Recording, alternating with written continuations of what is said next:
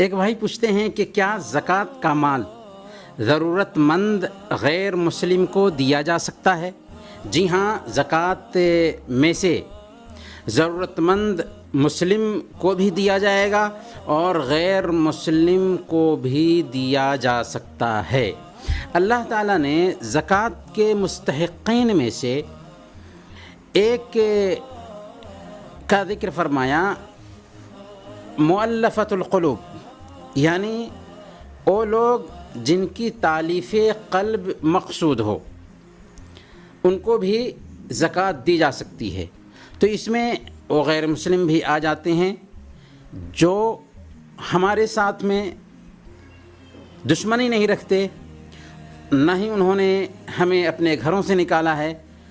اگر وہ ہمارے ساتھ اچھا معاملہ کرتے ہیں تو ہمیں بھی حکم ہے کہ ان کے ساتھ اچھا معاملہ کریں، اور اس طریقے سے ان کی بھی زکوٰۃ کے اس پیسے سے مدد کی جا سکتی ہے۔